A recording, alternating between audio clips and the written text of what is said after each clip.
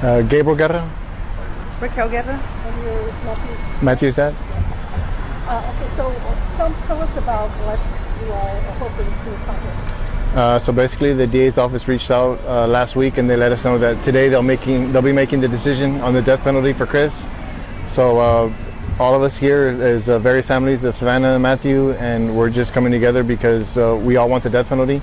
He took 3 lives, and we think the least we can do is take his, and that'll bring justice to our family and justice for Matthew and Savannah and Fabian.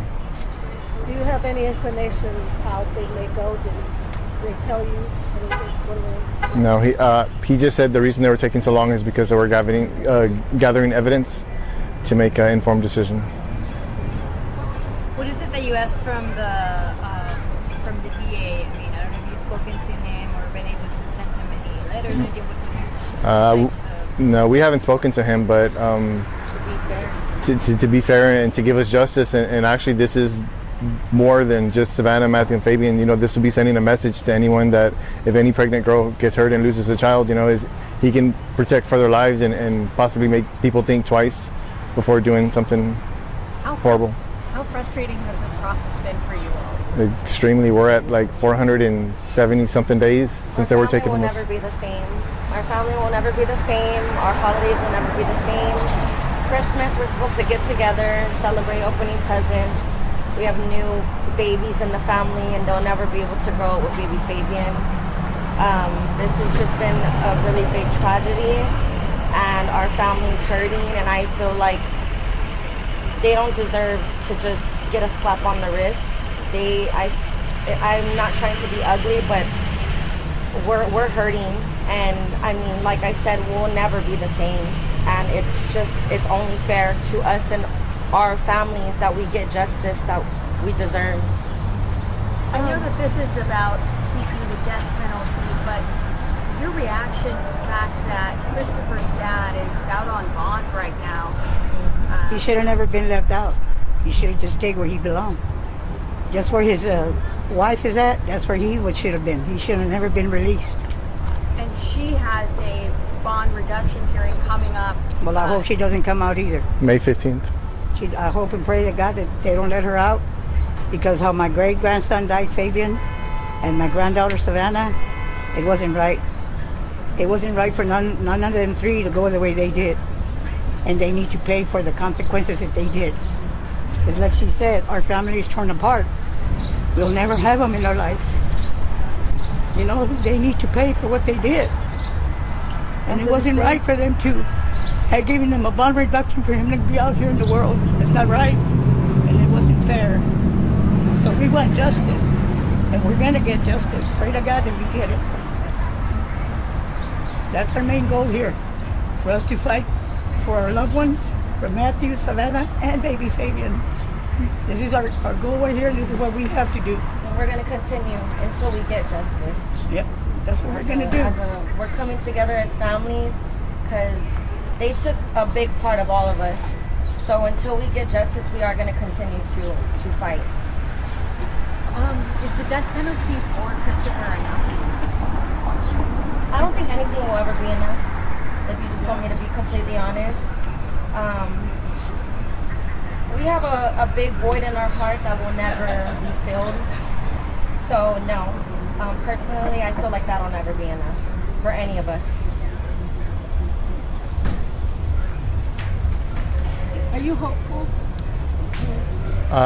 With the conversation I had with Mr. Groomer, I believe he made it seem like some of the evidence that they obtained from the crime lab, it will show that Christopher's version of events wasn't true, and that they were both executed and then Fabian suffocated to death. And we are also all working on, after this, we're working on Fabian's Law, where people who have anything to do with the death of a baby are not going to be eligible for bond, that they're going to have to stay in jail until their court date. Can you elaborate a little bit more on that? It's still in the working right now. We have a lady from North Texas who was touched by this case, and she has political contacts, and she's just got with us, and we took about 4 or 5 different laws, and we pulled a little from each law and kind of put it together. But right now it's kind of hard to work on that when we have Ramon walking out and just us not knowing if we're going to get the death penalty. So, like I said, it's no bond for anyone that has anything to do with a baby being taken. It's very rare for the district attorney to seek the death penalty. I believe the last time was with Otis McCain, who fatally shot A police officer. A police officer. I know you said you're hopeful, but given how rare it is, do you think that the facts will... He's only done it 2 times in his term, but like I said, he went on camera and made a statement himself. He said the more gruesome the crime, the more likely to get it. And like I said,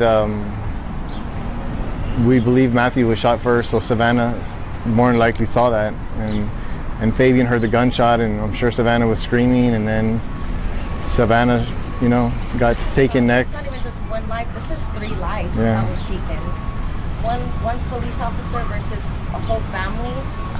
You know, a baby that never even got a chance to breathe air. And over what? Over money? Over money. And that was our worry, that he's only 19 and he doesn't have a criminal background, but Fabian was 33 hours away from joining us and would have been Raquel and I's first grandchild. And None of the 3 have shown no remorse whatsoever as well. None of the 3 have no, and they could have done something when the world was looking for them. They could have done something and let us know where they were, but instead they just left everybody searching for them during the holidays and had the audacity to post on their business page for families to have a Merry Christmas and a Happy New Year, knowing the gruesome crime that they had just committed. we didn't sleep, but maybe 10 hours in those 5 days we were looking for him, and they knew where they were the whole time. Yep. And, And then you speak up and you say nothing. It's not right. It wasn't right. They should have at least. They tormented my granddaughter, tormented my great-grandson, and he could have at least given him a chance to take his first breath. They didn't even allow that to happen to him. and then just You want the death penalty, Yeah. and we hope to God you get that. It shouldn't even be a question about it. It should have just been granted death penalty. On the chance that it doesn't go that way, what do you all do next? Continue protesting. we have Continue fighting.